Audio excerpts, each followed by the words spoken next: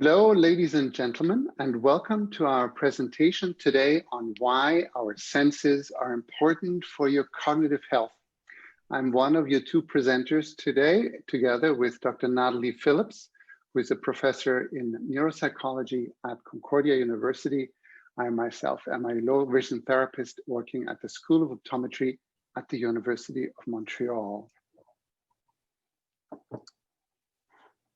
The question that many people ask when they show interest in this idea of how can we actually protect our brain, our mind, our cognition is what can we actively do to keep our mind healthy?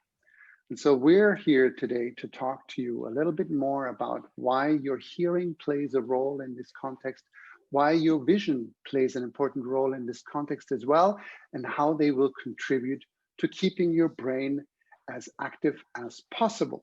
Now, the three things that I will come back to a little bit later is the secret really lies in being mentally active, being physically active, and also being socially active. And so we will explain a little bit more about how your vision and your hearing relate to this. I like to often start out by coming to this quote that comes to us from one of our research participants that I think very well describes and justifies why Dr. Phillips and I are so dedicated to this idea that the senses are important to the brain. This participant told us, when you're hard of hearing, you struggle to hear. When you struggle to hear, you get tired. When you get tired, you get frustrated. When you get frustrated, you get bored, and when you get bored, you quit. And I did not quit today. To me, this is an excellent example of representing the effort, but also on the success that comes with engaging your mind if your vision and your hearing may be a little bit difficult at times. So I will hand it over to Dr. Phillips, who will give you a better view of the cognitive piece of this story. Thanks, Walter. Well, you're absolutely right. Our senses and our brain are important and they're connected to each other. Importantly, our senses connect us to each other, allowing us to dance and talk together, connects us to our world, allowing us to appreciate walking in the forest, what we need to do to drive a car safely, and to ourselves, organizing our actions and our movements. Our senses tell our brains about the world. The senses and the brain work together so we can live our lives optimally. However, hearing and vision difficulties make it harder for the brain to do its job efficiently. So we promised that we would say some things about cognitive changes as we get older. So it's really important for people to take away from this talk that the majority of older adults maintain their intellectual abilities well into late adulthood. We only have to look to the example of Leonard Cohen and Margaret Atwood for examples of intellectually engaged, productive individuals. But it's true, there are mild changes in cognition as we get older, but these mild changes are normal. So the changes in our cognition include losses, but also gains. In the loss department, we know that we slow down when we get older. It takes a little longer to solve new problems. We may not remember quite as much as we did before. These do tend to decline.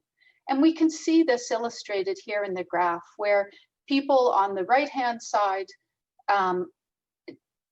who are older are not remembering as much information or performing a little more slowly than the younger adults. But there are also gains. Notably, vocabulary and world knowledge increases. We just know more about the world as we get older, and we can see that illustrated here as well. So these mild changes in cognition are different from what we call dementia. Dementia is an umbrella term. It refers to when there is an impairment or in 2 or more areas of our intellectual functioning or our behavior or personality. These have to be a decline from previous levels of functioning, and they have to be severe enough to interfere with our everyday activities. Dementia is due to different diseases in the brain, with Alzheimer's disease being the most common cause. And although age is the biggest risk factor for dementia, dementia is not the same thing as simply getting older. So what are the risk factors for dementia? Well, recently, there was an influential study that stated that 40% of dementia is attributable to the combination of 12 modifiable risk factors. What does that mean? It means that dementia risk is connected to things we can actually do something about, things that are in our hands, things that we can change. So some examples are getting more exercise, having a rich and engaged social life, positive mental health, positive nutrition, quitting smoking and reducing drinking. And importantly, hearing and vision health is a very important player in these relationships. And in fact, we know that there's relationships between our sensory health and our ability to engage in these other activities. So why would there be a relationship between our sensory health and our cognitive function? Let's consider Sally and Joan, who are the same age, they're the same sex, same level of education, they have the same health challenges, etc. But Joan has a moderate hearing loss.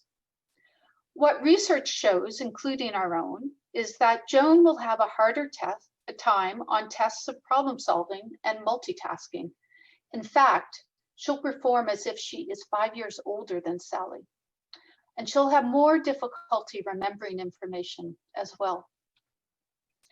So there's a number of potential reasons for this, and I'll walk you through 4 of them. One is that there's simply a common cause. We get older, and getting older causes changes in both the cognitive domain and the sensory domain. We develop diseases that may be driving these changes, like hypertension or diabetes, or simply our cells getting older. So one doesn't cause the other. However, it could be that sensory loss causes cognitive difficulties in the immediate term. That means if you're having trouble hearing information or seeing information, you're going to have more difficulty remembering it or processing it. So that's in the immediate time frame. But it could also be that long-term sensory loss causes later cognitive difficulties. And this is the sensory cascade reason. And we have evidence for this. We know that the brain attempts to reorganize itself when there are sensory problems. And this kind of compensation may not go on forever and may cause cognitive difficulties. And finally, we know that sensory loss causes problems for social participation and can increase social isolation. And so it's possible that it's these social difficulties due to sensory loss that cause cognitive decline. There's evidence for this as well. So regardless, the work here is ongoing. We don't have complete answers to these questions, but at this point, it doesn't matter. Regardless of the reason, addressing hearing and vision difficulties can only be helpful for us. So now that we have a better idea about why the senses and the brain actually influence each other this way, I want to take a moment to actually go through some examples of what this means in your real life. So I've been advising you to be mentally active. Well, it turns out that if you have better eyesight, there are many activities that can be mentally stimulating for you that are becoming easier, whether that is solving your favorite crossword puzzles or reading your favorite book. I'm personally a big friend of Sudoku. this is something that you can get mentally engaged in much easier if you can actually see what you're doing. Similarly, better hearing will make it easier for you to attend lectures or events just like the one that you are attending right now. By having better ear hearing, of course, there's also going to be a lot less effort involved in this, and listening will be much easier, and you can actually concentrate on the content of the presentation. To be physically active, better eyesight has a lot to do with safety. For example, while walking down the street, it may be very important to figure out the difference between a shadow or a gap in the sidewalk or the edge of a step. Therefore, having good eyesight will actually protect you while you're being physically active. Similarly, it's very interesting that better hearing is actually correlated with a better sense of balance. If you know a little bit about your sense of hearing and balance, both of these are physically located in your inner ear. So it makes sense that those two would be related to each other. And then it turns out that better eyesight is important for good social activity. It will be useful to be able to recognize faces of the people that you know. They will expect you to know who they are. You may want to know what their emotion is, what their facial expressions are. It'll help you to tell the difference of whether they are actually being ironic or whether they mean what it is they're saying. Similarly, better hearing is an important piece in this context because you want to be able to interact and understand what friends and family have to say to you. That communication becomes a key piece of your social interactions again. What can you do? Well, my general recommendation for sensory health is that you actually get your eyes and your ears checked on a regular basis. Every 1 or 2 years, not a bad idea.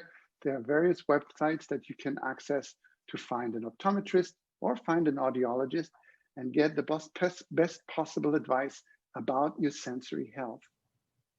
Your brain will definitely thank you for it because your brain depends on the information that comes into your system through your eyes and ears. Natalie Phillips and I thank you for your attention this evening.